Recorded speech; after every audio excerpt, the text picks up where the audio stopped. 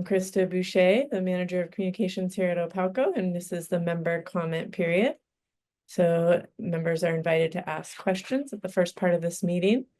I'll give you a few updates while we wait for the rest of the members who may want to attend to trickle in. So we had a really great annual meeting this year at the San Juan County Fairgrounds. It was a ton of fun. We think around 350 people passed through, because that's how many burgers and hot dogs we went through. We got a lot of great feedback from the membership and a lot of cute pictures of kids in bucket trucks. So I think it was a roaring success. And then we've started our member engagement with the Decatur community last week. And we plan to have another town hall at the end of June, talking with them about the solar expansion on this project. And then we're gearing up for our youth program that happens in July. We picked 6 local youth to take to this event, and they're getting all their paperwork in and their packing list, so should be a fun time. So I just want to open it up now, see if anyone who's a member, who's in attendance right now, wants to make a comment. Yes, I'd like to apologize for not making the annual meeting. The ferry system didn't cooperate, and I was unable to meet all of you and do our usual socializing, so I'm sorry I missed it. Thanks, Ray. Thanks, Ray. Appreciate that. Anyone else? All right. Well, Vince, I think that All right. we are gonna get this started. I'll pull up the board packet. The agenda there. Mhm. We'll call to order the Board of Directors regular meeting, May 15th, 2025. All in attendance, quorum available. Away we go. So, starting off this morning, we'd like to get the consent agenda. I'm looking for a motion to approve the items on that. So moved. Second. Tom got it and Brian is second. All in favor? Aye. And are there any opposed or abstentions? I hear none on that. That's accepted. All right, let's just scroll down here. What we got for the next item?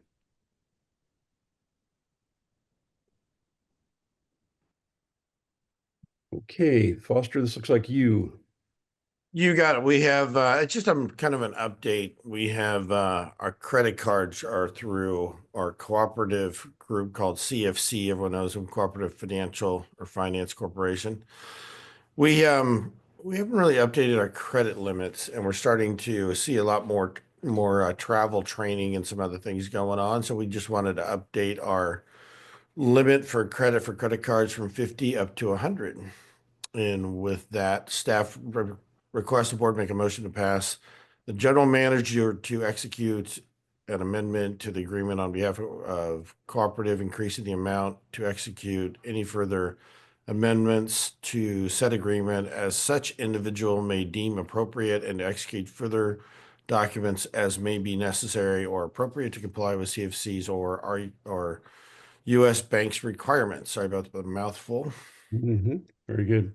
Is there any discussion on that item? None. So could I have a motion for approval? So moved. Mark, is there a second? Second. Brian's got that. Any further discussion? Okay, all in favor? Aye. And any opposed or abstentions? None. That is passed. Thank you, Foster. Spend it well. Yeah. I need to use the toilet. Oh, okay. You joining us, Dad? Very good. Okay, in keeping with our bylaws, it's time for our annual officer elections. It's done in the first meeting after the annual meeting. So to do it this morning, I think as previously done, we're looking for nominations, acceptances or rejections of the nominations, and then we will vote by using the chat feature to Beth. So let's open it up. Anybody want to run, not run, or nominate? Vince, I'd ask if you would be willing to serve one more time. Well, I would do that if selected. Jerry? Did Jerry come back? He's muted. Oh, he's muted. I'm sorry. Jerry, you're muted. Wait, can you hear me now? Yes, and we can see you too. Okay, I can't see any of you. I just got to get my screen up here. Okay. Apologies for all of this stuff, but yeah.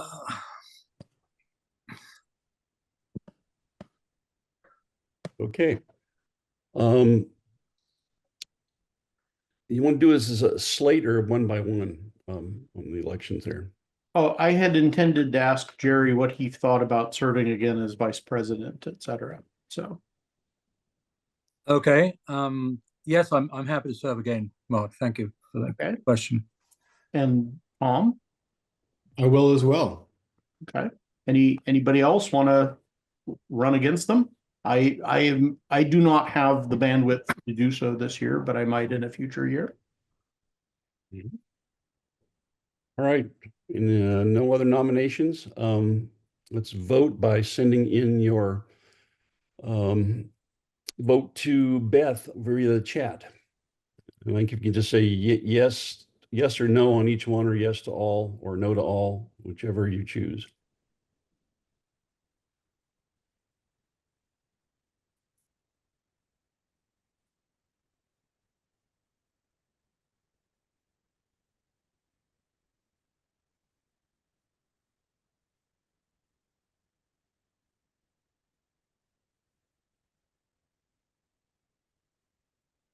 Okay.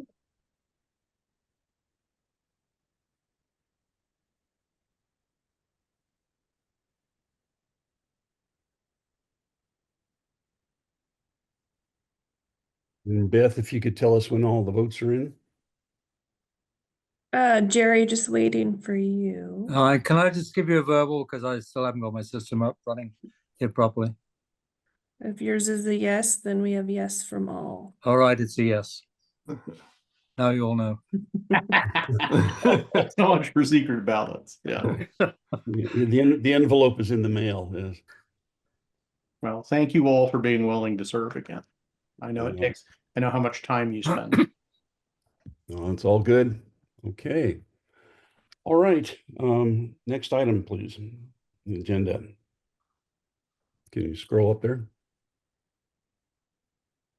I would say that while you're scrolling up, Vince has done a Herculean effort helping this organization do it. It's just amazing the amount of work effort that Vince has been doing. We're so fortunate to have him continue on as president. So thanks, Vince. Really appreciate it. And the other two officers, appreciate your time as well.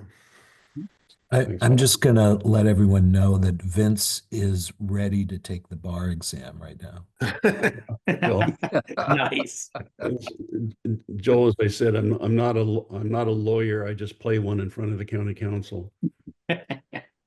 Damn good one. Thank you. Okay, Foster.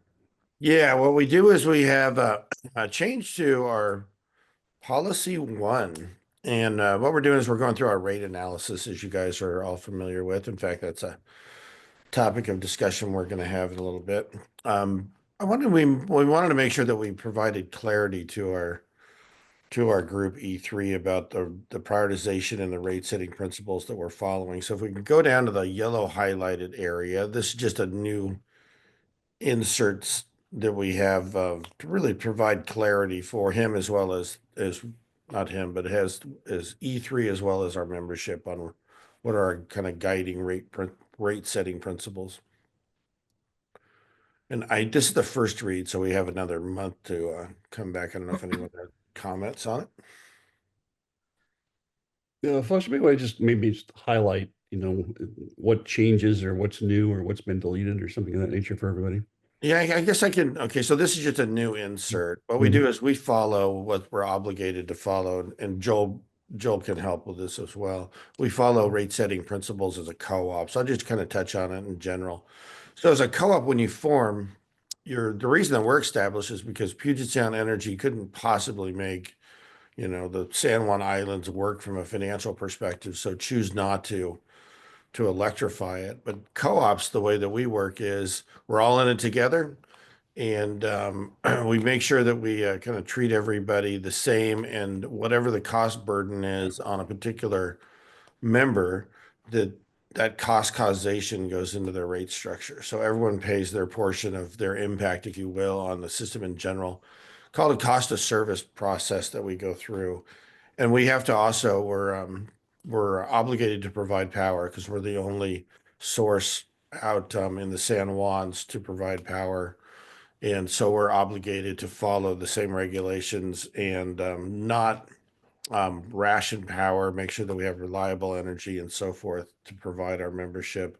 And it outlines kind of the revenue requirements and make sure that we collect enough revenue to run our operations. Anything you want to add to that, Joel? No, I think you got it unless anyone has any questions. on it. I do have one question. I mean, I think it's fabulous to outline specifically what our rate design philosophy is. I think that this is terrific. The sentence in paragraph 3, rate structures will not vary based on a member's income, except where specifically mandated under state law for low-income assistance programs. I think it's great to say something like this. I think it's maybe a little bit restrictive because I'm not sure that some of the things that we do for low income members are truly mandated by state law. They're right that we were not required by law to create the EAP on top of this, the Roundup program, right? Well, I would say yes in general, although with the passage of CETA, I think there's more mandates from the state Okay. on all electric utilities. It used to be, as if you were a public utility district, Mhm. you needed a state, an amendment to the Constitution because of the Right. issues regarding gifts of public funds. Those don't apply to us here. Sure. I mean, I think you're right to the extent that this suggests that we only Right. vary rates on members based on a mandate from state law. That isn't true. So if that's your concern. That's my concern. My concern is that this is Just that. overly restrictive Yeah. and does not allow, it seemingly does not allow us to do anything over and above. Yeah. Why don't we, it's easy enough to fix. It looks like after the word specifically, we'll put reference to any specific policies contained herein or and or mandated under the state law. And or mandated, Yeah. exactly. Go with that, Joel? Looks great. Yep. All right, we'll make a note of That's that. We'll insert those for the second read. Great. That was my only issue. Can Yeah, we- good call. Can we Good- go back to paragraph 1? I got one comment Yeah, here. yeah. First line, any person in San Juan County. Surely the intention there is any person living in San Juan County. Oh, good point. Any resident of San Juan County or something like that? Well, Something we like have- that. Well, but- We have second homeowners, so be careful with. And Yeah, you could own you could live on the mainland and own a business here, and your business would need electric power. So I think we need to be this particular sentence needs to be broad. And our bylaws go into some detail about who can be a member, who's eligible to be a member. Well, here. There I are read it- commercial, members, residential members, part-time, things like that. So, This reads as any visitor to San Juan County. That's someone in San Juan County. I'm sure this isn't intended to be for every visitor. I guess you could say it's something like any person in San Juan County who qualifies under bylaw section 1. something There like you that. go. Yeah. Yeah. Something like that. Right. So anybody just passing through doesn't meet those requirements. Since we're all playing lawyers. Yes, absolutely. Hey, you just passed your bar exam, Vince. Was it California that they had to redo everything? They had some AI generated exam, and now it's all what messed a up. mess. Yeah. Mhm. I do like the commentary about not rationing or limiting usage. Yeah. Of course, it's been raised with community feedback recently in terms of somewhat specifically targeting usage or household sizes, et cetera, and Yeah. so Yes. That's correct. And the sentence right after that, we may implement demand management, but it's not going to be targeted. It will be non-discriminatory. absolutely, that's fair. Yeah. All right, Joel, you got that one note there? You Yes. got better than I did. Yeah. All right, good input. This is a good cleanup. Mm-hmm.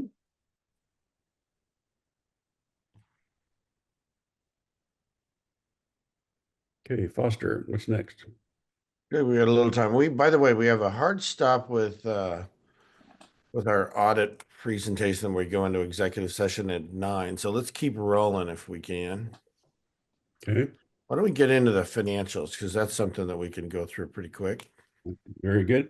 The amount of time we got. So here's the financial record. So we got our first quarter behind us, which is preliminary, but it's a really good first quarter if you look at it. We always have a little anomaly when we go from last year to this year when we have our ECA. That's our energy charge adjuster. And if you have a really cold or warm occurrence in December, you always have that after the next month true up. And that's what we see on the projected. The numbers are pretty consistent with what we would budgeted for. And the ECA true up is really just I just lost my screen. There we go. And you see the ECA true up is returning a credit to the members, really to make up for what's occurring in last quarter, if you will. So anyway, those things are really just a quick little anomalies that true themselves up pretty quickly. Other than that, we're right in line with what you would expect to see in terms of power cost. In terms of our expenses are lower than estimated, so that offsets what our ECA is, and we're left over with a net margin it's pretty consistent or a little bit better than we budgeted for. So we're in a good standing, good start of the year. Really appreciate how well our system is running right now. Certainly in terms of budgeting, I think we're getting a good handle on how our weather conditions are impacting us. The HDD day is a little warmer. We're going to see that later on in the board materials, but a little warmer than we were expecting to see, but we've weathered that storm pretty well. With that, let's kind of keep going down. This is the same representation, but gets into a little bit more detail about our revenue and how we collected it. So I don't think there's any really big anomalies in here.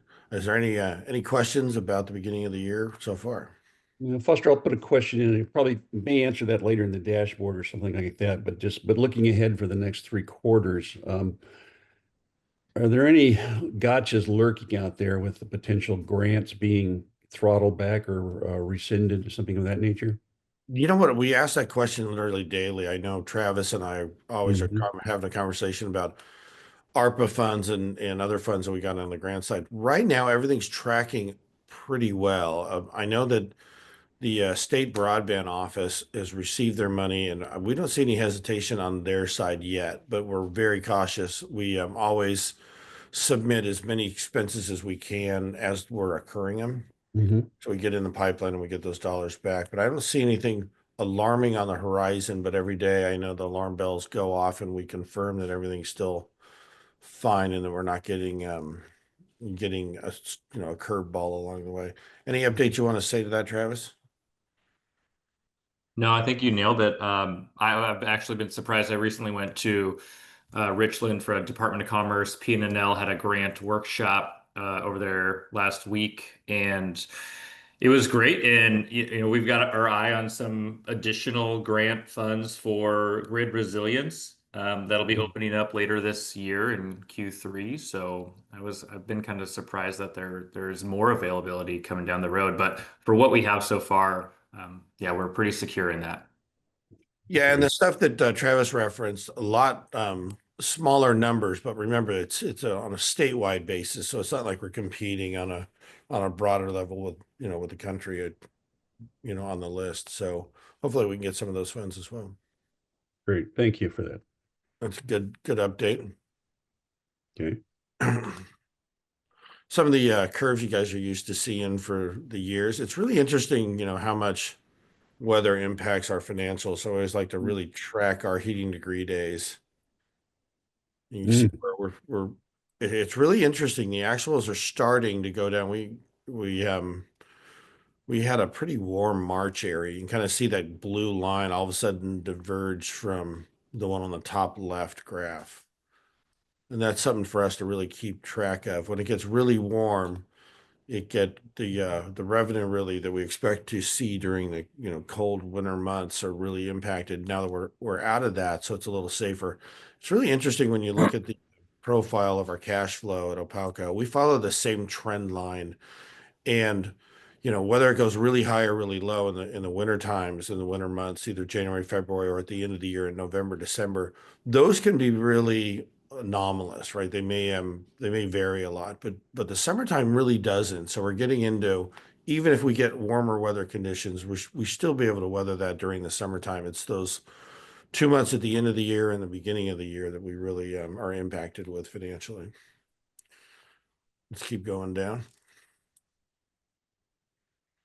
Revenue's tracking right where you'd like to see. You really want to see these lines right on top of each other. The budget, which is the gray line, versus the actual, which is the blue line. I like to see most of those trend lines. We don't really see a lot of disparity between the all. The last time that we had a really warming trend, if you remember, was kind of the period 2014 and 2015. And those were very different than what we've been experiencing. So you look at the charts and you're like, okay, but it's amazing how fast they'll inverse and flip. And next thing you know, your revenue and your expenses are very impacted by that weather condition for the revenue side. Here's we're calling out the areas of most importance. Really, a third of our expense profile is power, so you kind of see the power numbers are very consistent with what we'd expect to see, which is great news.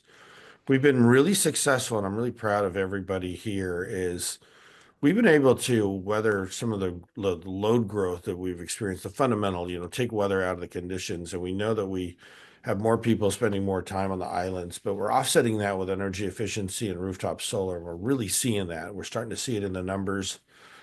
Pretty interesting discussion I know I had with engineering this last week with Robert, and we were talking about Lopez. And Lopez is starting to generate a lot of renewable energy, a lot of solar coming in. And one of the things that we're going to need to look at in the future is what happens when we have more power than we need on a particular zone like Lopez. And we're starting to get there. We're going to have to really make sure that we have our grid is up for I'll state it as we've always gone one direction. Means that the power is going to flow to your home. But what happens if that one segment goes the other direction? And that creates a little bit of havoc on our system for protection schemes. And the protection schemes are really important during the summertime because you want to make sure that the power is not going to cause a fire, goes out if there's ever a branch or something that's a blip on our screen. And if you don't have those protection schemes really organized, it gets precarious. And so those are those things that we're going to be working on in the next 3 years, really to perfect this before we get into a situation that's a lot more generation going on than the load. It's going to be really interesting for us. You think that may drive energy storage strategies locally? I think so. I know so. For instance, thanks for bringing it up, Tom. The question is, those batteries are so darn expensive. Like the one that we have behind me on Decatur was $2 million. Wow. It's a fairly, a decent sized battery, but from a system as large as ours, it's not nearly enough. We need multiple batteries like that to really navigate through that. But you're right. I mean, we're going to have to start thinking that way on Lopez first. What segments of our grid do we have to fortify in order to allow for more production, which is great because then we don't have to buy expensive tier 2 power. What we're seeing is we're starting to run out of the ability, when there's so much solar that's going to be generated, it really creates an interesting dynamic. We've done a really good job on the rooftop solar, and we need more utility scale solar, but we need to be able to manage it and let it, as opposed to just letting it occur on a particular line segment. And that's where the batteries come into play. Hey, Foster, who is the supplier of the batteries? I think it's Powin is the one that we have over on Decatur. I don't know if you've heard of them or not. I have not. Yeah, good group. Any other, I don't see any other really anomalies. It's too early to tell, which is nice because if you can navigate through the first quarter, you're pretty set up through the summer is the way I kind of look at it. So we're doing pretty well for the first sides, and you can see the numbers are very consistent with what you'd want to see at the beginning of the year. So, Foster? Oh, go for it. Vince. Oh, I can say it's a topic we haven't covered for some time or no, but the whole, the ongoing undergrounding replacement stuff with the concentric neutral. yeah, we do. You know what? How much is left to do? Russ, I don't know if you have a number off the top of your head, but I know we always get through during our annual review that we had like March, and we're about to go through that with Olga for the year end for the audit report stuff. And we always do around 10 miles every year, whether we always budget for that in underground and replace that cable kind of in that amount consistently. Russell, do you have any numbers off the top of your head? Yeah, we're in the somewhere right now in the 80 to 90 miles of it left. ARPA is dramatically the joint trenching with the ARPA work and fiber is aiding in that, is going to aid in that. So we're just putting a lot of pipe in right now. Yeah. And then going to go start putting the conductors in those pipe and then de-energizing and getting rid of those old lines and some of the hard to reach locations that coincides with the ARPA projects a good bit. So we're going to tackle a lot in the next couple of years, but a lot to us is we're still going to have 60 plus miles at the end of the ARPA project, is my guess. And if I remember, when we started this out, a number of years back, we had 140, 150 miles total to work on, something like that. That's close to it. Yes, sir. Got it. And just so you know, the methodology that we use is when we have one outage, you get put on the list. If there's another one, you can put on a more advanced list. When you get 3, you start getting put on a work plan for us to replace. And you really have to take advantage of what we're saying, like over on, rocky areas like Mount Dallas over on San Juan. Those are areas we were just like, oh my God, are we ever going to get there? And having ARPA funds to share those trenching costs are huge. Now, remember, we're not doing it soup to nuts. We're just putting in the conduit now, but we'll come back, as needed when we start to see conductor going bad. We don't want to replace it until we start seeing those outages occur. Well, we're also in that is just trying to keep up with the ARPA project. It's a fast project. We do not want to hinder that project. So we want to make sure our crews and our material supplies can just stay with it. That's why it's conduit first and then target the heavy areas second. Has there been any supply chain issues with getting the materials needed? Not since 2022. Supply chain has been pretty consistent. We're seeing some changes right now just because of tariffs, but it's more cost, not actual delivery. Yeah, it's definitely on the cost side though, Vince. You're going to see a lot more cost occurring. We got out in front of it a little bit in ARPA. We've been doing it for a while before all the tariff stuff hit. It's reordering at this stage going forward. It's a lot pricier. Yeah, thank you. Is there any aerial to underground conversion left to do, or is this just basically underground upgrade to underground, or replacement of conductors? The whole conversation is just about replacing the underground. When we were really ahead of the game. I don't know if you remember, Tom, or have heard the stories, but in 89, 90 area, we had 2 back-to-back 100-year storms that decimated our basically all of our overhead twice, right? We got it back up, and then lo and behold, another weather event came and knocked us over. And the board back then was brilliant, and we got ahead of it by undergrounding. But it was before undergrounding was common, and we had basically concentric neutrals that were on the outside of the cable in this salty environment. And it's really been interesting to watch. It's not all the cable goes at the same time. It's only the areas that had more impact or acidification on that, outside conductor or more salt or whatever. But we've had to stay up on it. So it was really good that we did it. I think we're all benefiting tremendously from the decision to underground, but we always follow along with replacement of that conductor. Makes sense.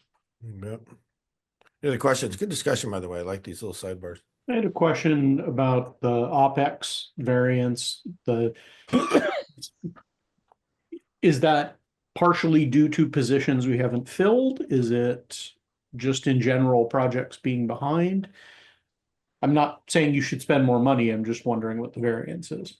Yeah, right now we're seeing more, it's more on the labor side is the way I kind of looking at it.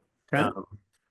We've had, I don't know if you know, but Rex Guard is retiring. Mhm. Wonderful Steve Dingler, and it starts a kind of a little bit of a food chain where we kind of ramp up and so forth. So sometimes we have a little bit of overlap and sometimes we don't.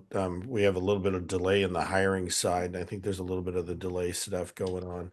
But overall, the labor is kind of the bigger one. There's probably a couple little things that are timing wise, right? We do is we anticipate how we spread the budget and then things take a little bit longer to either permit or whatever. So we also see kind of both labor and projects and that kind of stuff being delayed.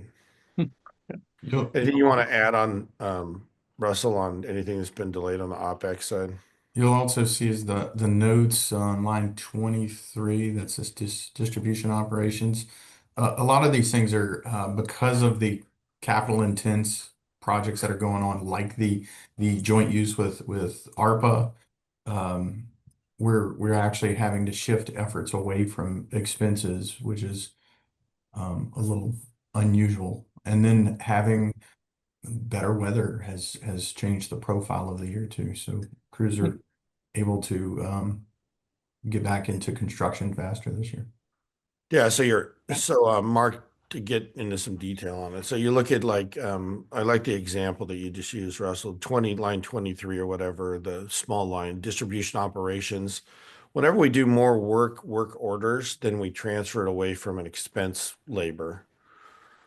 So since we've been diligent about the work order side, where we have less going on, we have more work efforts going on that are not part of the income statement, but they're still Gotcha. That makes sense. kind of sunk costs. Thanks for that one, Russell. Hey, Foster, just want to point on it's a little after 9. I don't know if you want to stop here. Yeah. Why don't we let me kind of rifle through this thing. I think I can put this thing to bed. I think we're doing really well. I was really just kind of going through until the clock ticked over. Again, really following what you'd expect to see on the first quarter worth of reviews. Nothing new or different on the asset side. Our cash positions are still very strong. What we'd expect to see, we're keeping a lot of eye on that just because of the grant funding timing that we reviewed earlier. Cash flow statements look solid. There's really nothing alarming out there that we foresee at the first quarter. We've navigated through our 2 or 3 cold months of the beginning part of the year. With that, I think we're done with the financials. We're about to have a really in-depth discussion of our last year's financials. So a lot of that is probably a good lead in or whatever, catch up for our first quarter. Okay. With that, I think we're done with the financials.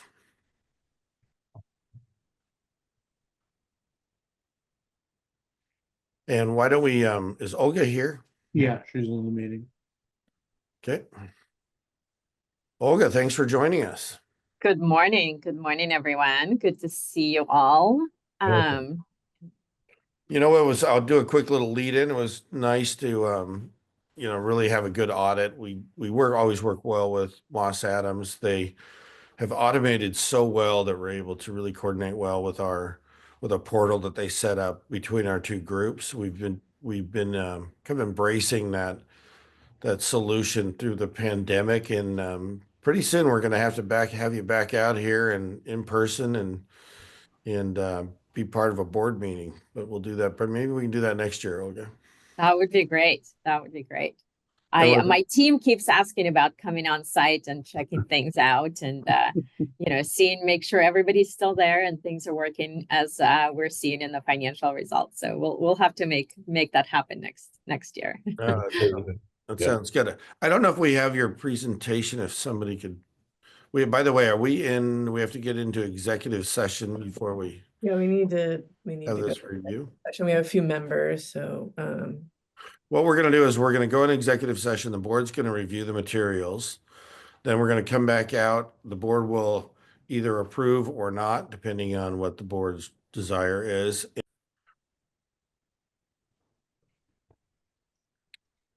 Okay, Foster, we request for a motion here?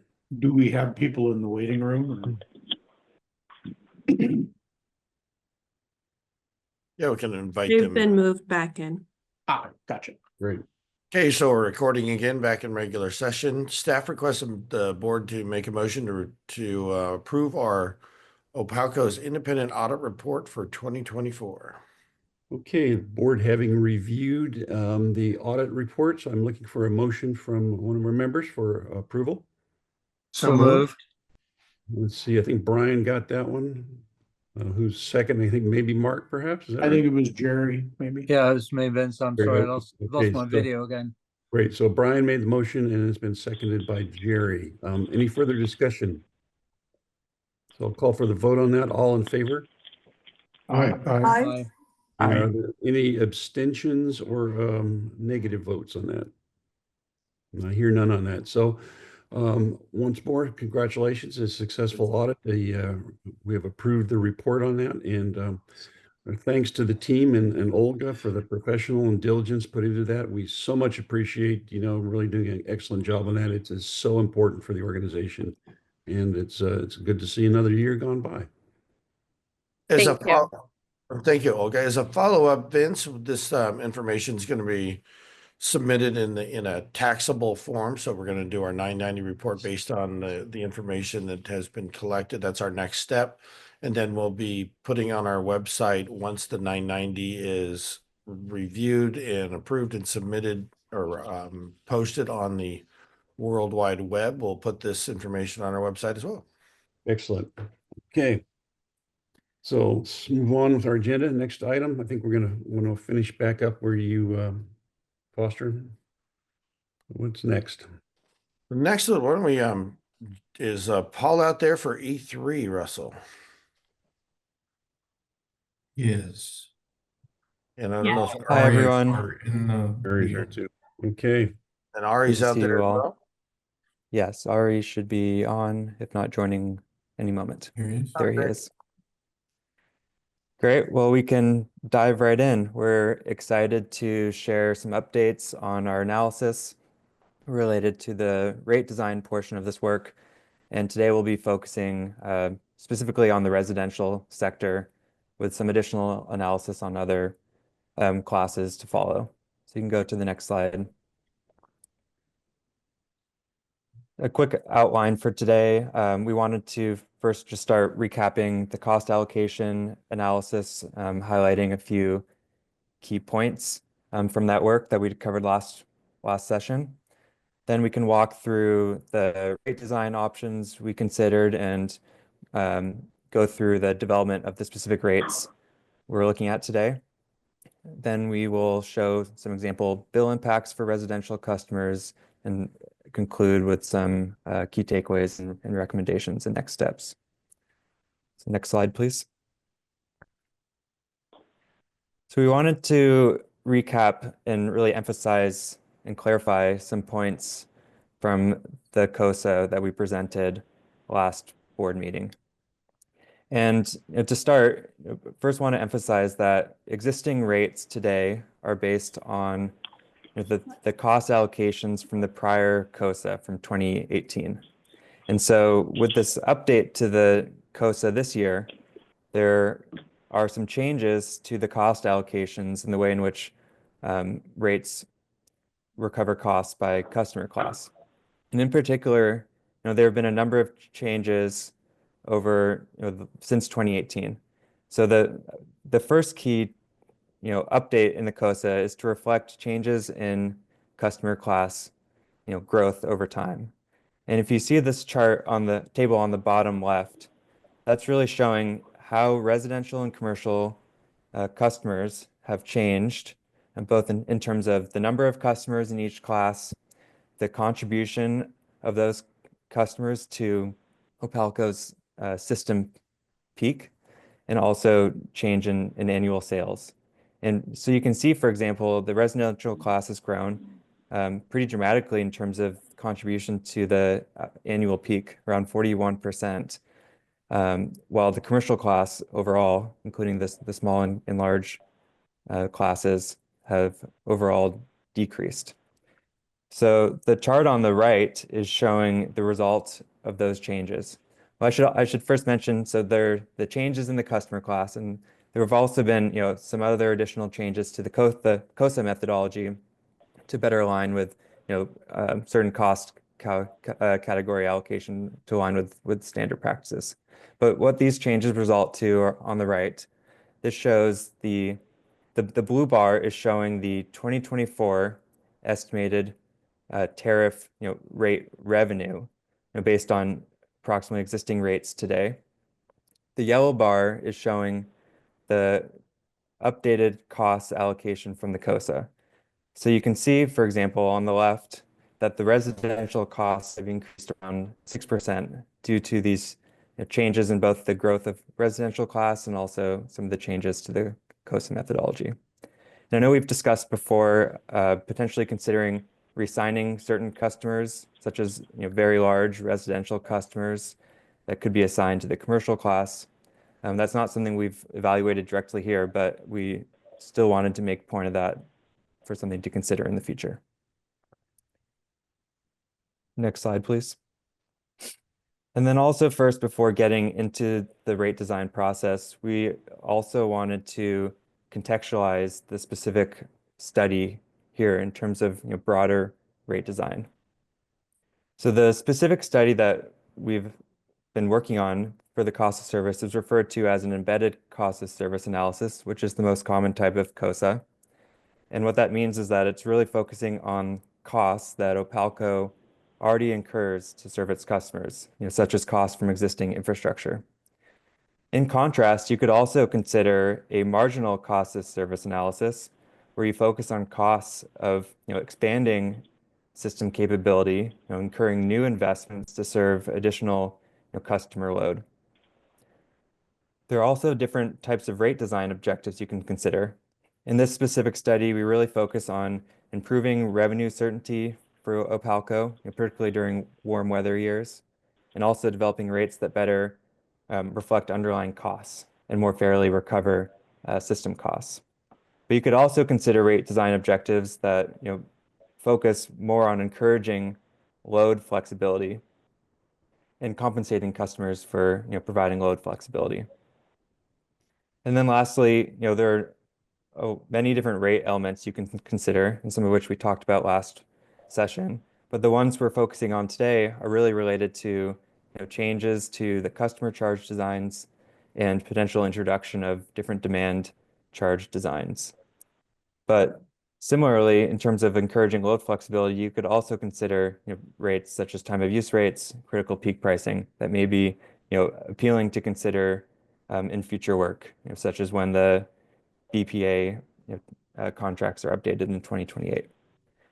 And again, today's focus is really on the residential rate development, but we are also working on updates to the commercial rates. Next slide, please. Can I make a quick content statement before we go into this? Sure. This has been great stuff. I really appreciate it. And I think this work is helping us move beyond decades of utility rate designs.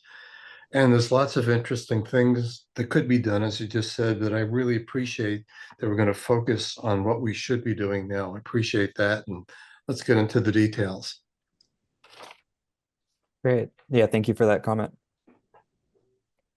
So to dive a little bit more, in a bit more detail of the different rates we're focusing on today, this is a bit of a recap from last session, but just calling it out and more specifically. The top three rate options are what we've started to focus on for the residential class. And these are changes to the traditional customer charge, potentially increasing that customer charge to recover additional revenue, and introduction of different types of peak demand charges. So that could be assessed on a monthly basis based on a customer's peak usage, or assessed on an annual basis where the charge would be assessed on a look back of their peak usage over the prior year or season or something like that.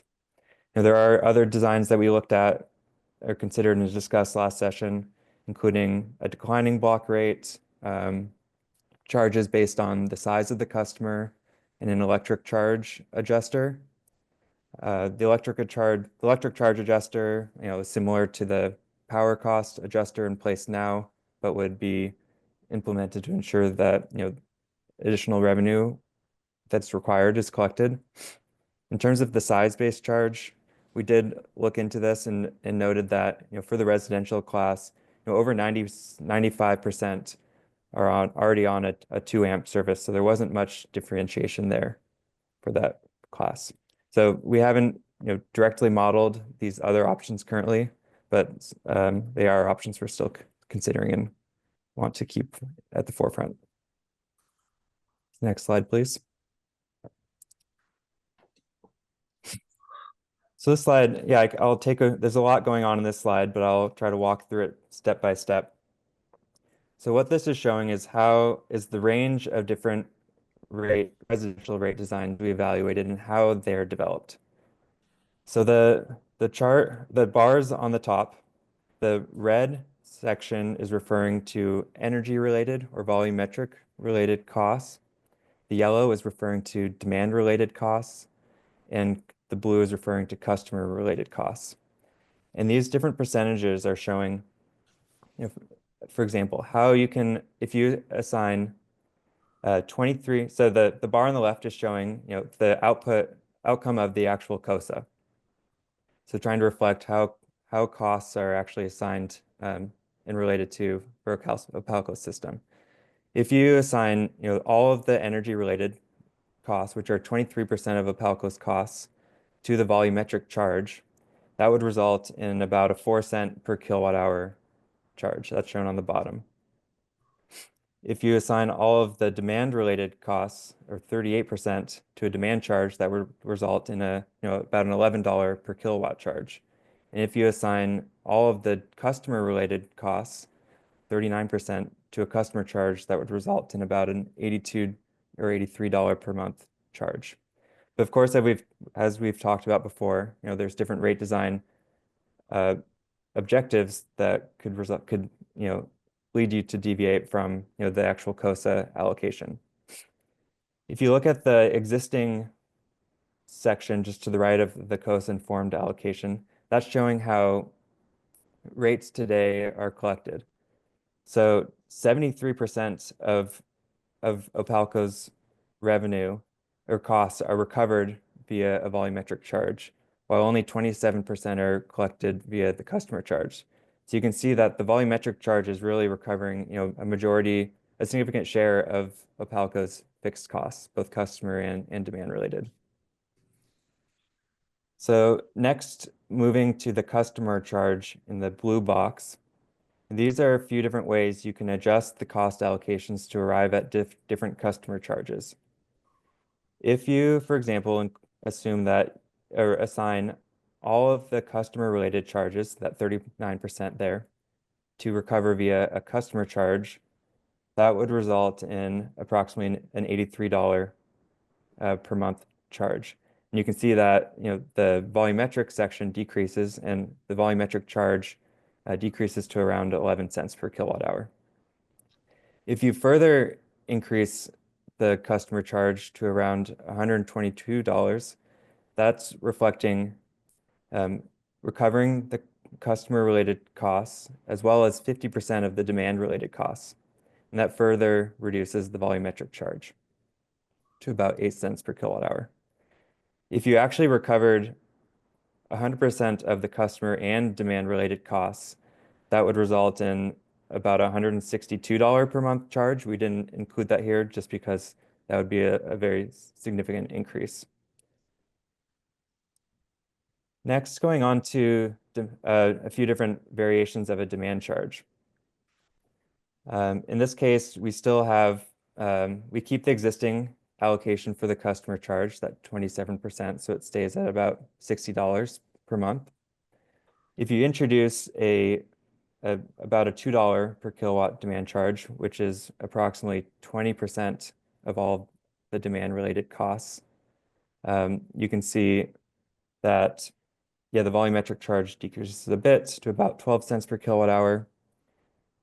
If you recover about 50% of the demand related costs via a demand charge. That results in about a $5.50 per kilowatt charge. And then lastly, there are different ways you can combine these different elements. For example, you could increase both the demand and the customer charge. And you can see on the right, for example, an $82 monthly charge, $5.50 demand charge, and an 8 cents per kilowatt hour volumetric charge.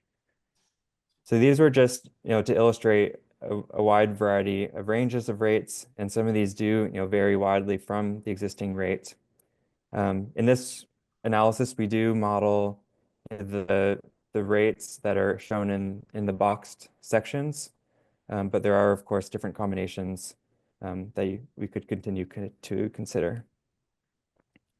I know that was a lot, so happy to see if there are any questions there, or we can move on. And I think pause on the it's, slide. Maybe just one last quick comment. All of this is actually based on the 2024 revenue requirement, which is what was used in the 2024 COSA.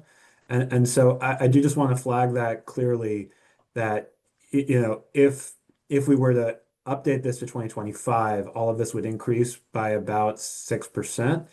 And so even though what's in the existing box looks a lot like 2025 rates, remember the new COSA increases the residential cost allocation by about 6%. So the updated 2025 rates would be higher for the residential class than the currently published rates. So these are really best compared to 2024 rates. This is Wendy, and I just have a question. That one of the things we've talked about is how by 2030 we're going to have substantially more solar production by our residential customers. And I was wondering if there was any way to look at these scenarios within some sort of a projection, and someone else can help me out with this, but of what it would look like if we had a lot more residential solar production. That's a good point. And you're right that we are focusing on, 2024 customer data. I think it's probably important to try to update the COSA to reflect any, dramatic changes in, customer, characteristics over time. I can see if Ari wants to chime in too around. I'll just add, that's a really interesting question. This is a historical looking COSA analysis, but with that said, we've provided staff with the full cost allocation model. And so staff have the tools now to update some of these billing determinants and see what the impact would be. So yeah, if there are projections of what, potentially that would lead to a decline in residential sales, also an increase in solar exports to the grid. The COSA model would accommodate, putting in new forecast determinants and seeing the impact that would have on rates. Yeah, I think that's a very interesting thing, and I think before we make any final decisions on that analysis really needs to be done. I played around with that a lot, taking my own house as an example and trying various combinations of time of use and demand. And when you start putting the demand charges in there in a time of use, the benefits of solar go away rapidly because you get these peaks at 2 in the morning and you're not generating any solar at that time. And so it has a dramatic impact on, the 800 to 1600 solar users will have out there. So I think running that model and understanding that will be very important going forward. Yeah, so there's two separate questions, I think. One is, what would the impact be of these different rates on bills for a solar customer? And we actually have looked at that. And so we'll get into that on the next few slides. Great. And then there's a different question, I think, of what would these rates be, under a very different projection of residential sales and exports. And that's something that could be evaluated using the COSA model. Great. We're not only seeing growth in solar, but also integrated storage, which skews that further. Yep. By the way, we always anticipated when we were having preliminary discussions with E3 that if we wanted to do a little separate study that would be an add-on to the services, that they'd be more than happy to look at those. So this is kind of anticipated, if you will, a little bit in our budgeting. Super. And Vince, don't we have some projections of what we think things might look like in 2030 that we could provide to E3? Sure. I think we've been, done various estimates about what the loads might look like at that time. So, I mean, if that's going to be beneficial, we certainly can do that. I think one of the results that we look at as we are providing the information to E3 is some of the profiles that the one that really jumped out was Lopez. It was really intriguing to see how much production is really coming out versus their load. And then you have to look at it from a net perspective. So, even outside of the E3 thought process, we have some, technical solutions that we need to develop in the grid, and then see the revenue ramifications that we could rely on E3 to help us kind of predict some of those things. Good time for us to get out in front of it, because just think about it. If you have a lot of solar going on one particular circuit, then we have to make sure that we have the grid capability to either use batteries to store that excess power. You don't want to curtail it. But those are those discussions we're going to have probably sooner rather than later. Many utilities are struggling with curtailment for overproduction, so that's a valid point.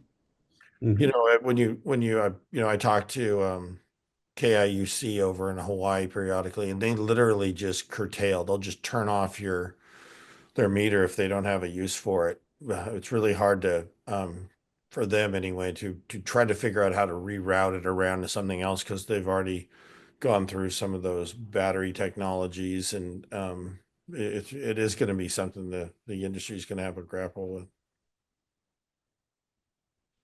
So thank you. All right, move on.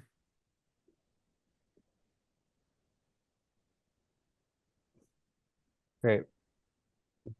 This slide shows the bill impacts of an increased customer charge. We calculate bill impacts and show them for a subset of customers here to really try to illustrate the dynamics of what happens when you introduce a higher customer charge.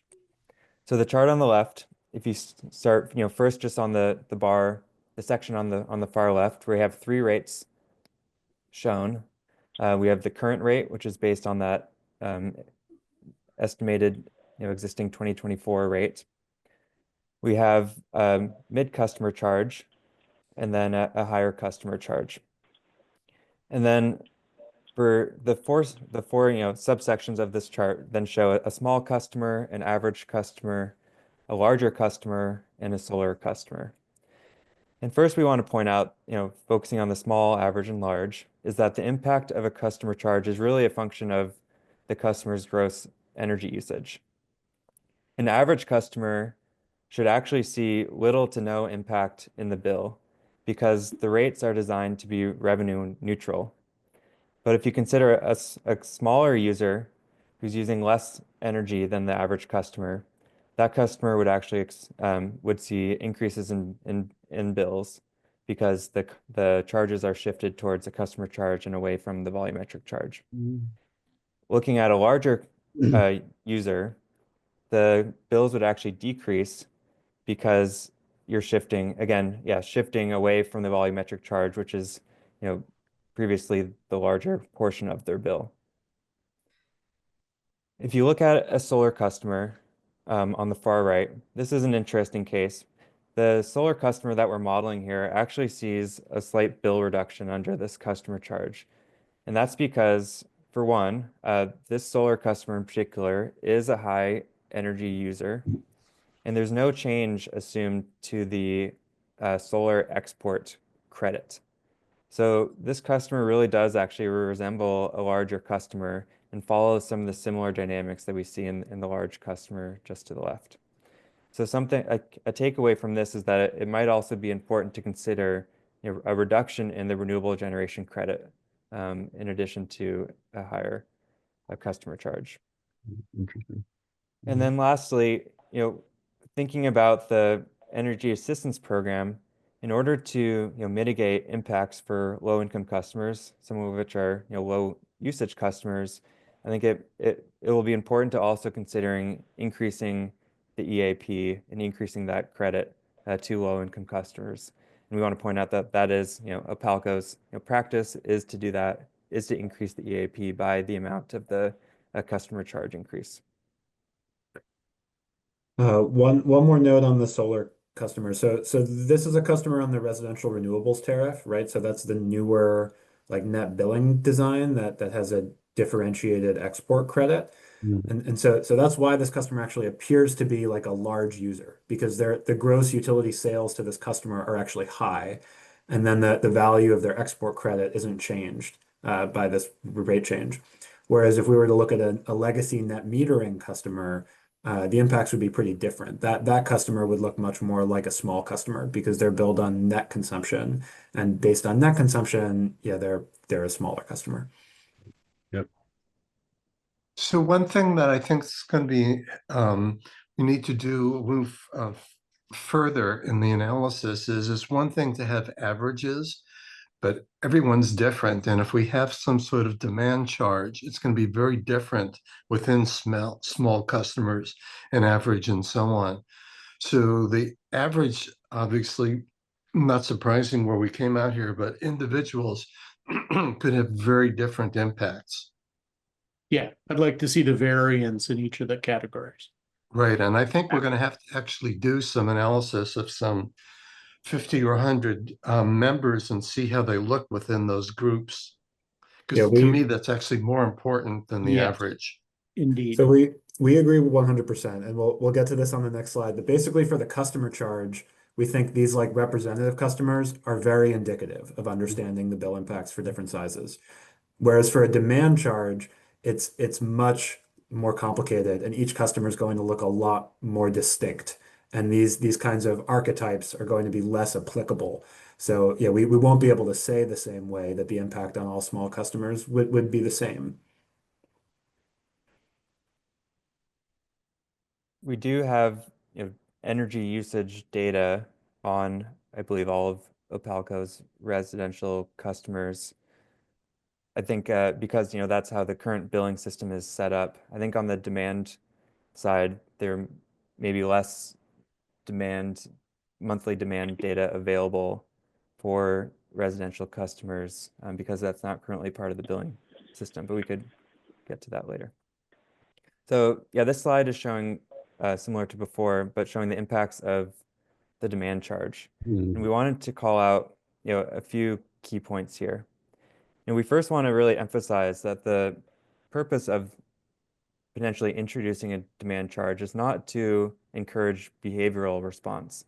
It's really intended to serve as so-called non-bypassable charge that would recover demand-driven costs in a way that reflects cost responsibility. So it's really just to more fairly recover some of these demand-driven costs rather than encourage load flexibility here. NCP for everyone, please. Just a question, could you dive into the demand-driven costs a little bit more in detail? What are those? What's included in a demand cost? So these are costs. Were you going to jump in? Go ahead, Paul. Well, these are costs that vary based on changes, increases to OPALCO's system peak demand, essentially. So you could think of distribution and transmission costs in order to serve OPALCO's customers at the times of peak energy consumption. You need to have investments in the infrastructure to provide that power. So that's really what's in these demand-driven costs. Yeah, so to break that down more, it's a share of the BPA costs through PNGC that are demand costs and are assessed based on the utilities' monthly peak demand. The COSA has classified all of OPALCO's transmission costs for the utility-owned transmission infrastructure, like the undersea cables, to demand, because those cables are sized to meet utilities' peak demand, and it's really the growth in peak that would drive future investment in those cables. And then finally, the distribution system infrastructure and related O&M, that's classified to a mix of customer and demand categories based on the different components. So like the customer meter would be classified primarily to customer, whereas some of the other infrastructure components, like substation costs, for example, would be classified more heavily to demand. Yeah, I was just wondering how deep you go into actual stress of conductors, transformers, transmission losses. Do you really get into the physical plant part of this, or is this more of the capacity cost, having the capacity to handle peak demand and what that costs? Yeah, so within the COSA model, each line item essentially in the utilities financial statement is classified to one of these cost drivers or to a combination of cost drivers. And for the infrastructure related line items, we've then gone further and actually looked at an accounting of the utilities capital plant by asset category. And so there is kind of this detailed accounting, and then we've used basically standard practices for cost allocation to allocate all these different categories to a mix of energy, demand, and customer classifications. Did you do an analysis in terms of how close we're getting to the need for a third submarine cable and what that, dramatic impact would be in terms of capacity? That's a really good question. So what we've done is an embedded cost of service study. So we've only looked at the existing utility costs, basically the costs that are included in the 2024 utility revenue requirement. A different but valuable study would be a marginal cost of service study. That's a forward-looking study and asks what might be potential future costs that could be avoided or deferred, through changes in load flexibility or changes to the load forecast, et cetera. That gets into our discussion about utility scale solar and the benefit on reducing stress on the submarine cables or prolonging their life or avoiding a third cable to maintain our N+1 redundancy. Yeah, so I think that would be a really interesting area of future research, but again, it would be a pretty different kind of study that's based on understanding what the avoidable forward-looking cost might be. Thank you. One other question that I have is, are there any utilities? I know before we had talked about whether we should have a higher base monthly charge for these very large residential users. But the last slide that you showed has just had me thinking, are there any other utilities that have a lower, customer charge for their small users, for their small customers? Because I really hate seeing our pricing going up so much for our small users. It feels unfair, as if the small users are paying this increasing thing as we change the rate structure, and the really large ones are getting a benefit. Can we look like on this? If you see Yeah. our breakout here of where the costs rely on, our volumetric portion of KWH is so small, but we right now charge a large amount, which means there's financial burden put on that KWH. So if you're a higher user, you're covering more of the customer cost or the fixed cost than the small user. And so if you are to shave that back to what it should be here, you're going to see that those costs will go up for those small users. And that's why the average doesn't see anything. The high sees a decrease and the small see an increase with these costing models. Yeah. Russell, do you have any idea whether the small users are like apartments versus single family homes? I guess that's kind of where I'm really headed.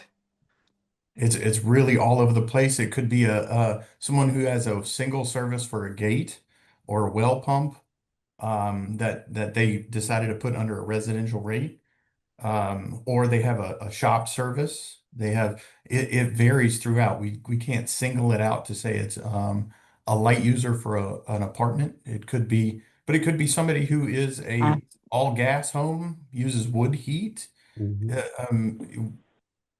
So it varies widely It's a across. really interesting question, and I think the more specific question is, do we have a way to understand the differences that the different customers are actually contributing or causing these customer-driven utility costs?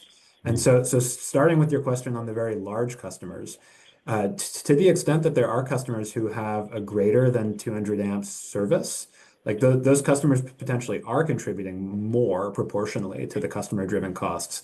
And so that gets back to this note we had on the cost allocation slide, that it might be worth considering in the future developing some kind of a large residential class, or even thinking if the very largest residential customers might be better thought of as small commercial customers, or treated within the small commercial class.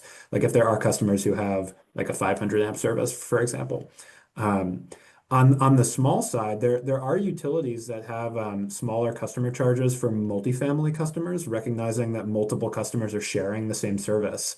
And so their responsibility toward those customer-driven costs would be smaller on a proportional basis.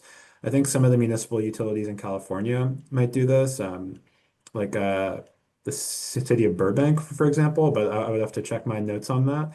But yeah, there certainly are ways to do that, but again, it really should be driven by this understanding of customers' responsibility toward those customer-driven costs.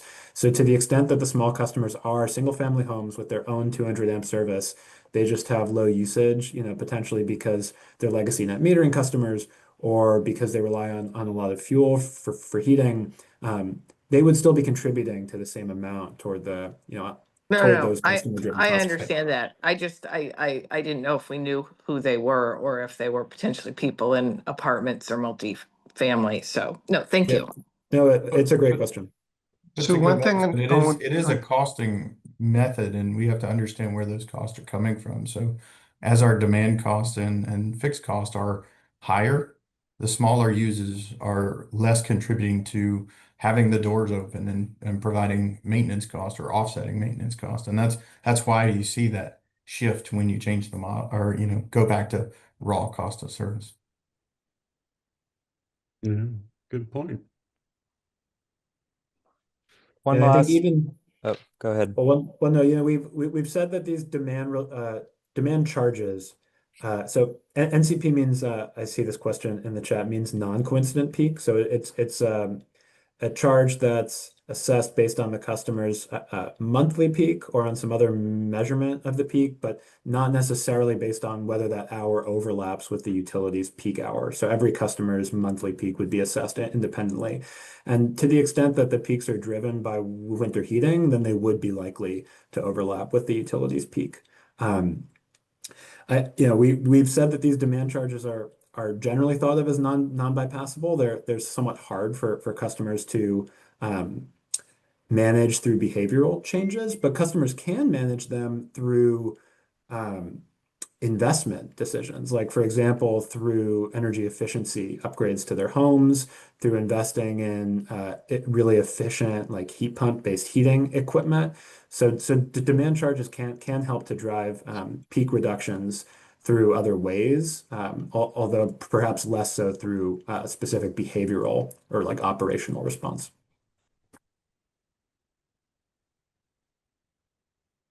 Great, I can keep going here, but one last point, Wendy, actually on your small user comment. I did want to emphasize that it will be important to consider increasing the energy assistance program credit for low-income customers as a way to mitigate cost impacts for those low-income customers, many of which may be small users. So that the bill impact shown on the prior slide is not for a low-income customer, and there's no low-income credit being applied there. But it is Opalco's practice to increase that credit by the same amount as the customer charge. But we can go back to the impact of the demand charges. If you go back, Russell. Next slide. There we go. So moving on to point 2 and the solar customer shown on the left. So you can assess a demand charge on a bidirectional basis, such that it's capturing either the peak of the hourly import from the grid to the customer, or actually the max of the hourly export from solar, whichever is greater.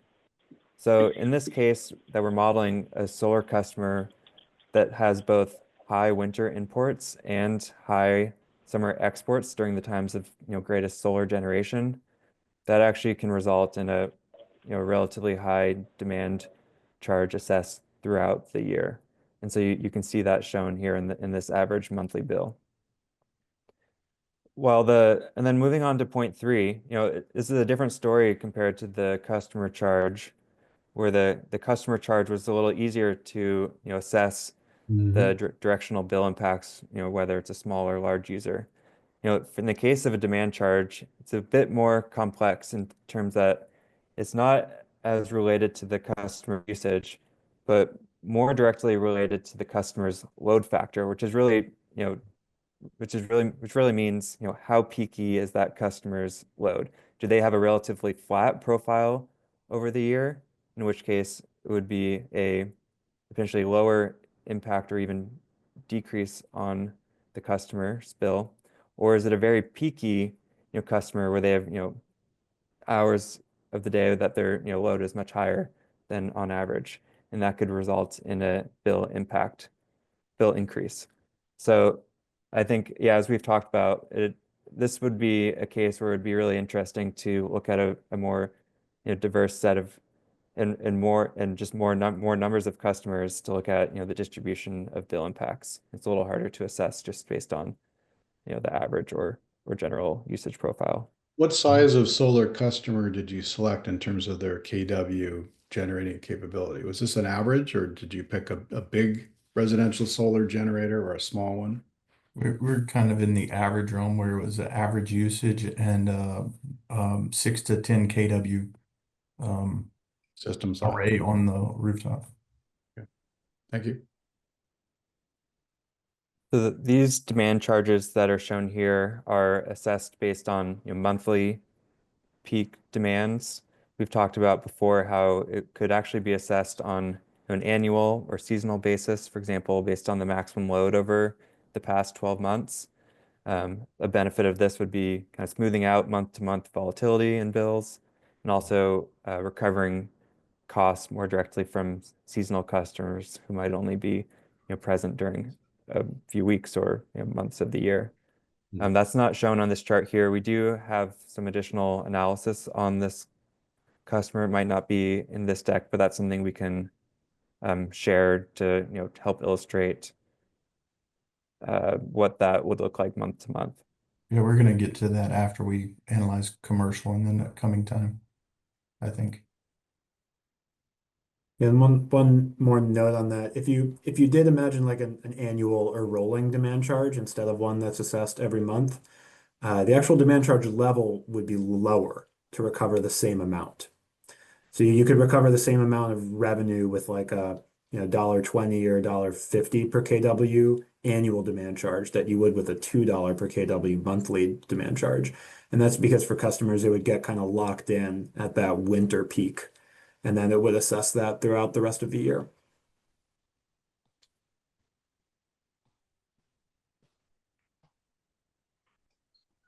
Thanks. You can go to the next slide.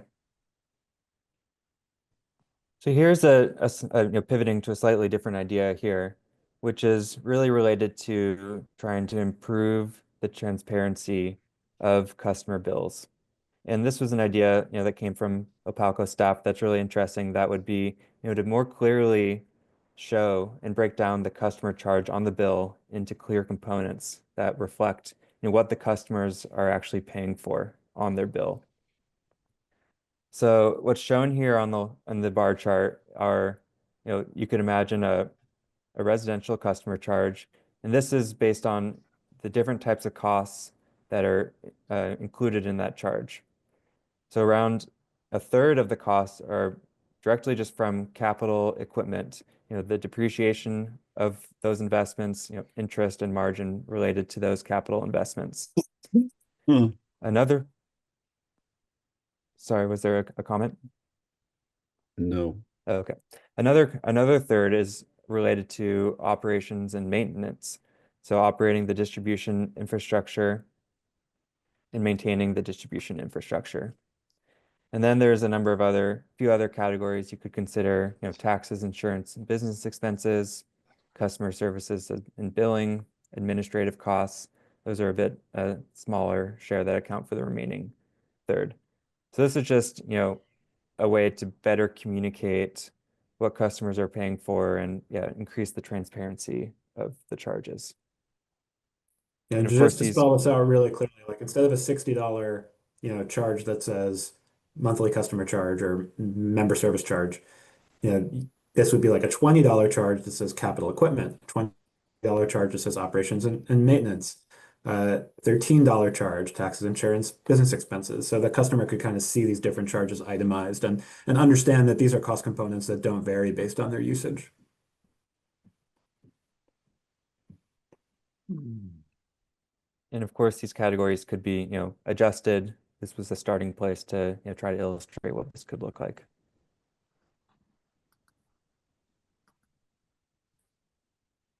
So to come around to some key takeaways and recommendations, first to recap, under this updated COSA, we do see cost allocation to the residential class increasing by about 6%, largely due to changes in the class since 2018, as well as some updates to the COSA. It is kind of standard practice to try to reflect these cost allocations and rates, but we did want to point out that some of these updates to rates could actually be adapted gradually over time, over a course of a few years. The change doesn't necessarily all need to happen all at once. And then again, to emphasize that these rate changes that we've been exploring really have two key goals in mind related to improving revenue certainty and more fairly recovering fixed costs. But we also want to make sure that there are other design objectives to consider, like encouraging load flexibility and customer response that could be assessed in the future. We do think a demand charge would be an effective tool to to support these goals and also limit impacts to small users. We've talked about a number of different types of ways you can implement a demand charge, but we do think it would require more customer education. On the other hand, I think increasing a monthly fixed charge is another way. Customers are already pretty familiar with this, so it wouldn't require as much education there. But I think it would also be important to consider, increasing the energy assistance program and also potentially decreasing the solar, export rate that's on the current renewables tariff. So these are kind of the takeaways so far of our analysis. We're planning to continue the work. I think or you can go to the next slide, Russell. Yeah, we will continue to assess these residential rates and try to align on a final recommendation and path forward. But we're also turning next to continuing work on developing the updated customer class rates and bills. In particular, looking at the impact of combining small and large commercial classes. How would that change impact both small and large commercial customers? And also, gearing towards and preparing for different communication strategies to ensure customers are ready for potential rate changes. And this could involve different presentations at town hall. We have different engaging web postings that we're thinking through, and potential on-bill communication where, for example, you would show a customer's demand, peak demand, prior to actually introducing any charge, just so they become more familiar with what their peak looks like.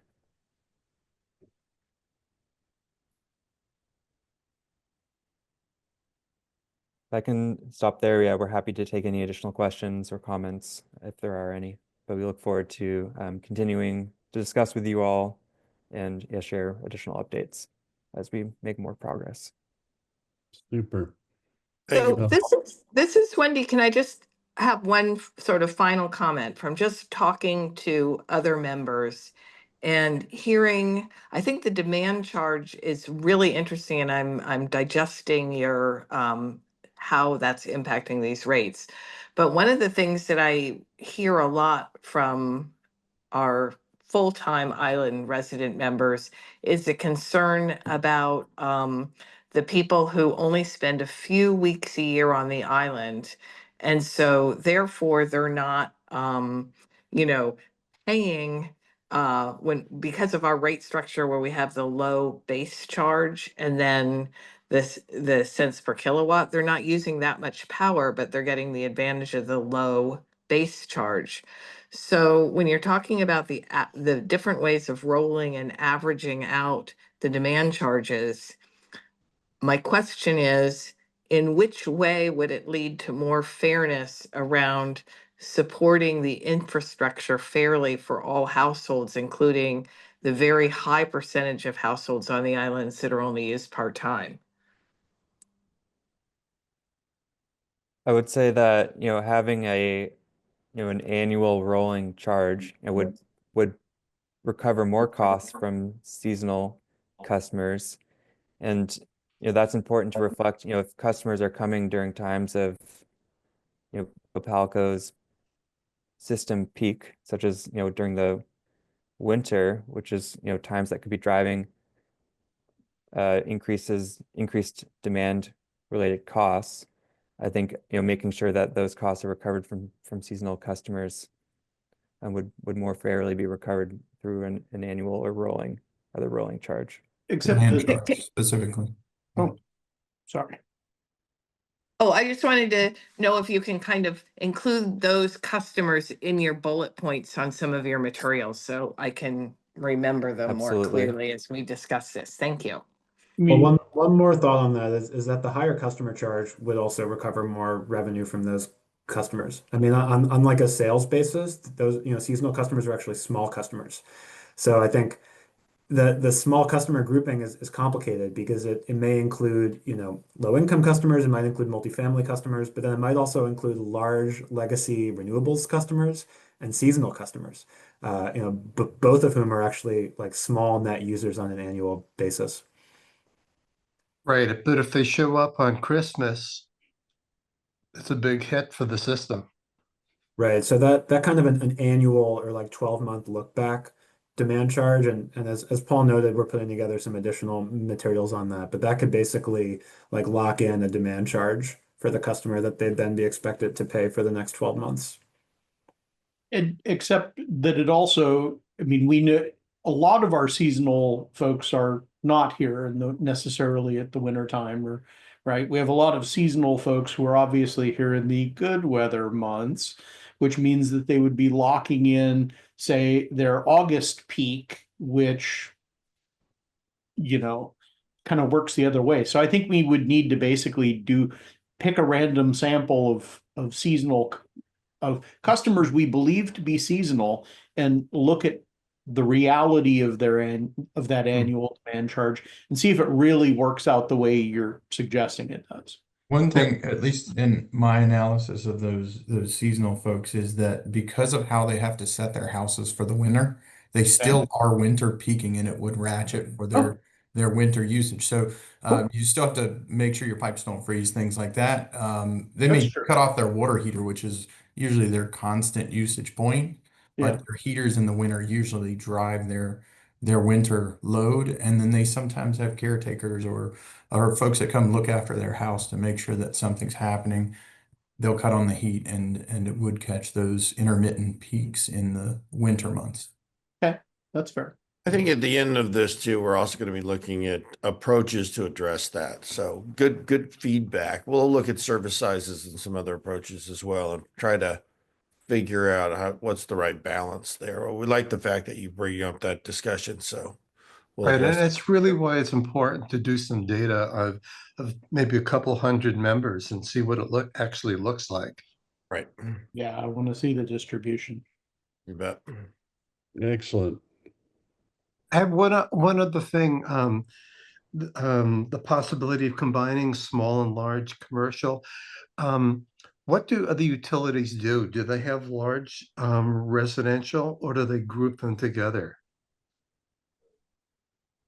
It's a great question. I think, yeah, what I've seen commonly is that above a certain size, very large residential customers might start to be classified as commercial customers or in the general service class, and then subject to, a more cost-based rate with a larger demand charge associated with that. So I think that would be kind of the most common approach is above a certain size to move customers into a general service rate, which is otherwise thought of for commercial customers.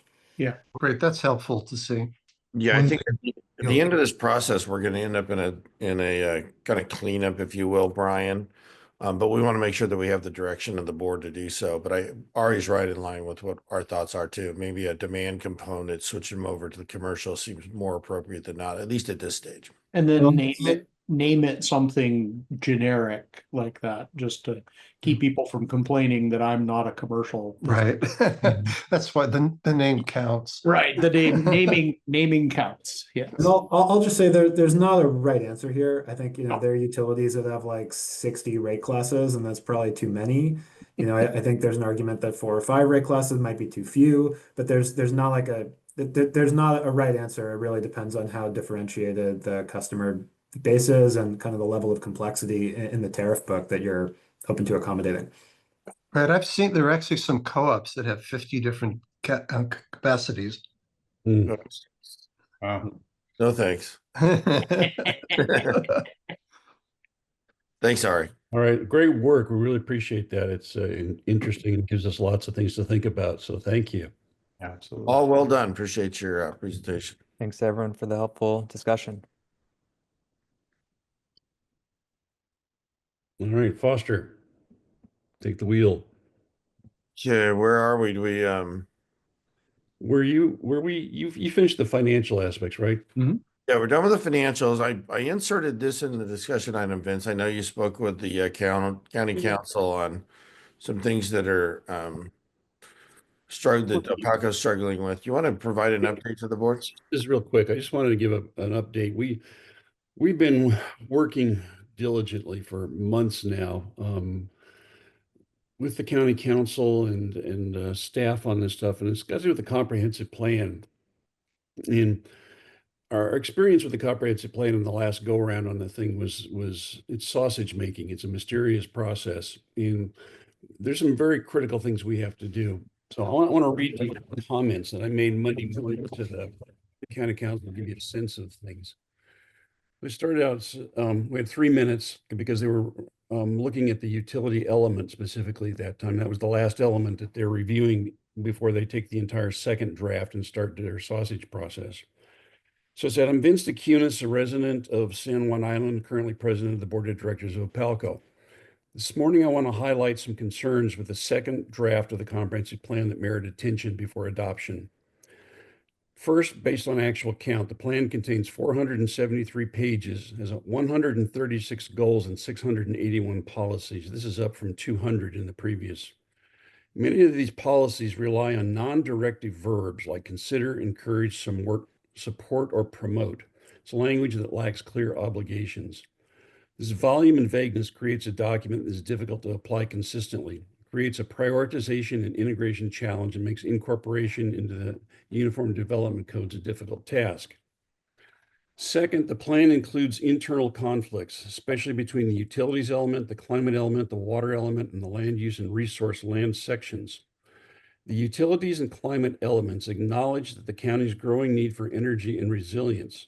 However, the land use and resource land sections impose restrictions such as impacting visual impact, discouraging the use of all resource lands, and elevating rural character above utility needs. Together, these provisions effectively block the siting of renewable energy and energy storage infrastructure almost anywhere in the county. By my count, at least 40 separate goals and policies express preference for limiting visibility, preserving landscape, and restricting non-agricultural development, all of which may prevent urgently needed energy and water infrastructure from being built. This results in policy paralysis. Plan states that reliable energy and water are essential, yet offers a difficult or no realistic pathway to site them.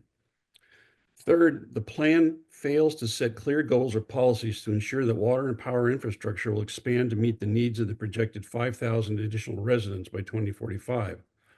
Washington's Growth Management Act requires counties to plan adequate public facilities and infrastructure to support the growth. Water and electric are essential public facilities, even if provided by independent utilities. The current draft sidesteps this responsibility. It assumes those systems will materialize without affirmatively planning for their expansion, location, or permitting. In closing, I urge the county to revise the plan to demonstrate that essential energy and water infrastructure is not just acknowledged, but actively supported, permitted, and aligned with land use and population growth projections. Thank you for the opportunity. So laying down the gauntlet here, it's done extensive looking at the current second draft of the thing, and it's pretty amazing in the vagueness of the whole stuff. And there's almost a conspiracy theory in my mind about why that is the case. And I've been watching the Planning Commission and some of the responses, and the general feeling is that they want the comp plan to be extensively vague, and so that they don't actually have to do anything. It's pretty scary in that respect. And I think we're pushing them really hard to get more specific about this stuff. And we're going to watch how this goes. We've submitted extensive inputs to the community. It's now into a dark period where the second draft is going to go through internal working by the Department of Community Development and the staff. Sometime in late summer, I think is what's going to happen, is that those drafts will be finalized internally, and the county council is going to start to review these things section by section. Typically, they'll take 4 or 5 meetings in a row and do 1 or 2 of the elements, make their comments, and go forward. So we're actively acting like lobbyists at this point in time to make sure that essentially it's important that we be considered an essential public facility. The state makes it pretty clear that it's essential public service, and it's hard to cite. And that's about the depths it goes into. And while the Growth Management Act amazingly does not actually require the counties to state if they can do this stuff, but later in the code and stuff, it gets into it, and they've been working with Joel on this, they can't get off the hook. They pretty much have got to make sure that water and power and transportation are adequate to meet the population growth. And they can't just bypass this by saying that, well, electricity is done by Opalco, water is done by the local water districts, and we don't do transportation. That's not going to fly. So we've got a task basically to hold their feet to the fire and make sure that we get the ability to do what we need to do to provide the power that the county is going to need going forward. So that's kind of the state of the state. And if you ever get an opportunity to talk with anybody in the county or something like that, bend their ear just a little bit and, suggest that they need to be proactive about providing adequacy in these areas going forward. All right. End of. Could I add one thing to that, Vince? Or a couple things. I think there's some recent amendments to the Growth Management Act that require counties planning under GMA to have a climate change element. And I think that when you tie that to the requirement that the plan can't just gloss over any particular element, it's got to be a balanced approach. And what we've faced in the past here is that somehow the wetland requirements take precedence over anything else. And under the Growth Management Act, a comp plan has to be internally consistent and balanced. And I think the county for decades they haven't balanced these things. And when you include this new element on climate change, it just becomes even more important that the utility elements, both water and electric, are more emphasized than they have been in the past. Right. Plus, I will add that the county has already acknowledged that both transmission and distribution elements of the electric utility are essential public facilities. So we're only asking that the generators that we want to cite attaching to those facilities be also considered that way. Right. Yeah, it's a major uphill lift. It's the importance of the essential public facility is that essentially what it says is that an essential public facility cannot be prohibited by any element of the comprehensive plan or the zoning or stuff. So it recognizes that this stuff's got to be put someplace. And if we don't get that, the option is attempting to clean up 691 policies and goals that are internally conflicting with this stuff. I'll give you an example. You go into the utility element and it says, we support renewable energy. It's great. But then you go into the land use elements, it says, well, renewable energy is a nice thing. However, here's all the restrictions it has to have. And when you sum up all that stuff, it's basically a virtual veto for anybody that wants to push on it.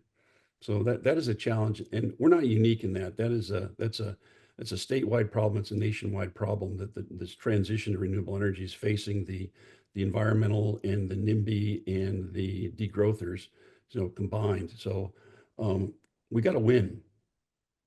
Let me give you one example that we got yesterday. I mean, this was really disheartening for me. It was from the Friends of San Juan. And it says, this is a potential edit that they submitted requesting this edit. New utility generating facilities, our renewable projects, should be located and sited to avoid, minimize, and compensate for adverse impacts to the county shoreline, that's our tidal area, and rural character. I mean, boy, oh boy, are we needing. I mean, this example we're talking about now is compensate. And I mean, these vague references really just put us into a situation of lawsuits faster than you can imagine. So what Vince is saying is so essential for us to build the required, renewable projects that we need to in order to keep the power on. So this is getting real, and there's not a lot of support with it from the Friends. And if anything, they're trying to undermine our ability to build renewable generating projects.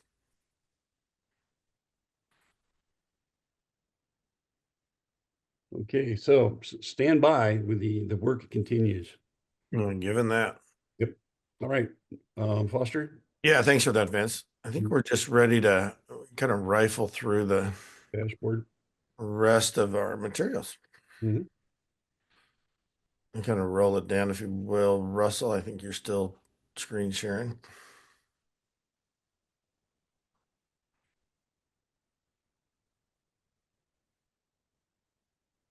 There we go. Some of the grant stuff, we tried to narrow down just the ones that are currently active, so you can kind of see which ones we got. If anyone has any questions on those.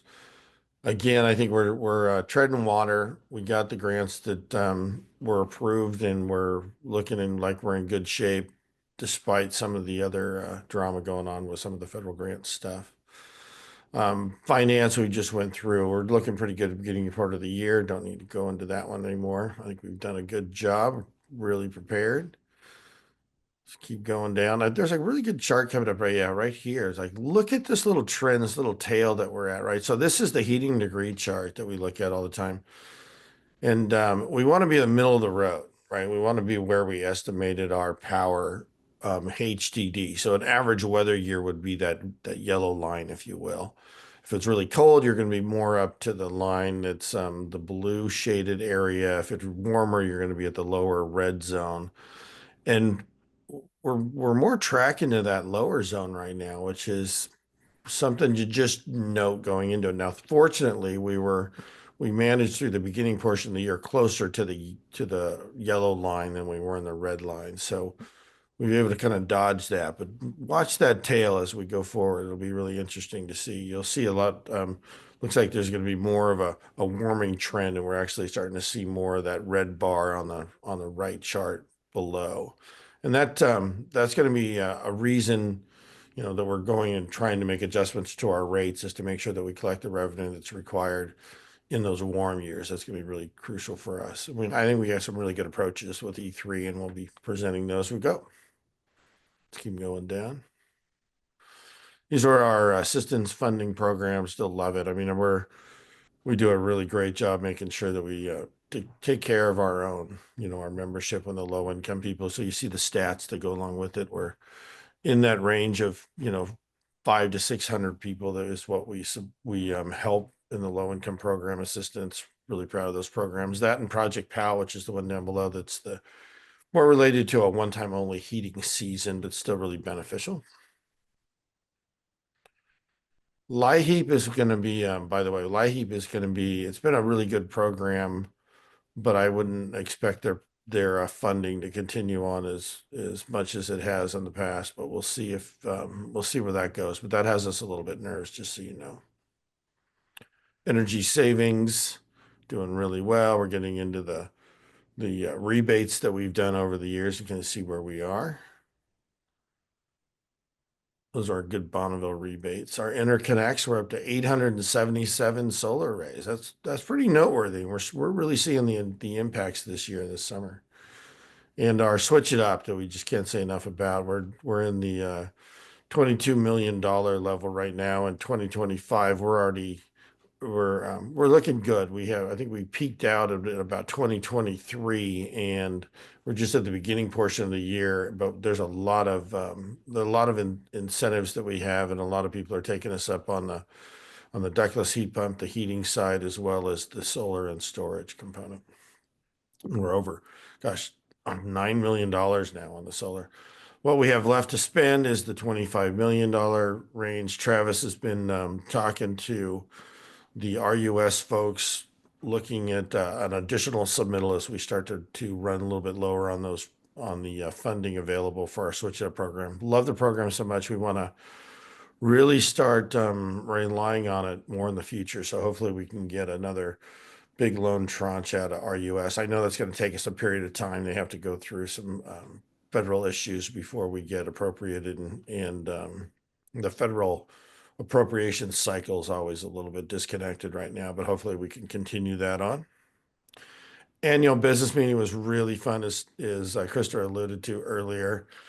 I think it was one of our best ones ever. I think that the amount of EV cars we had there really helpful for the members to see, and seeing them all in one spot was really neat to explore. I know that the Volkswagen van was really popular. It's the first time I've seen one of those in person. That was pretty good.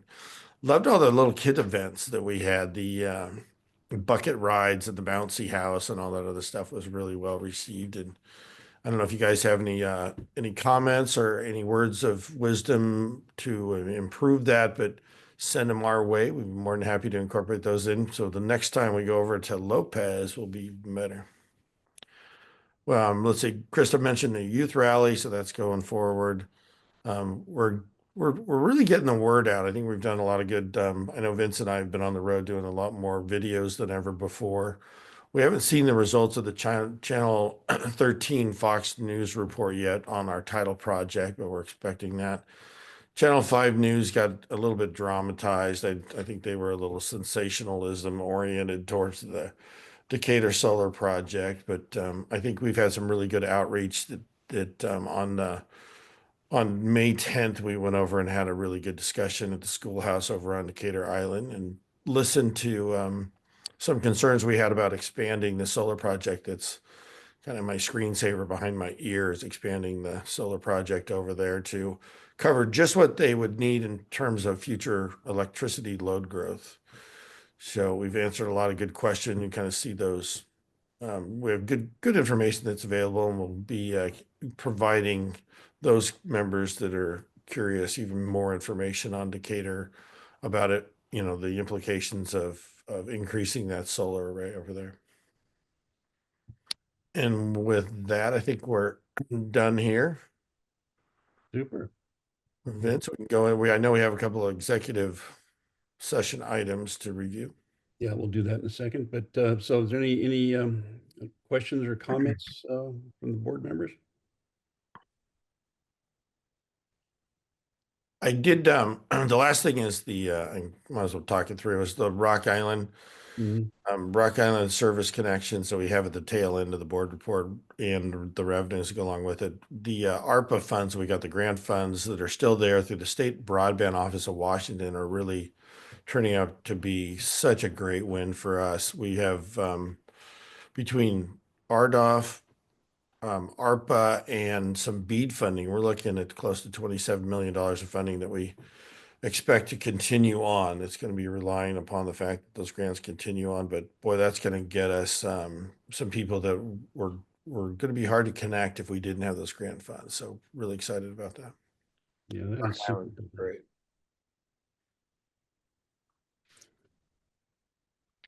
All right.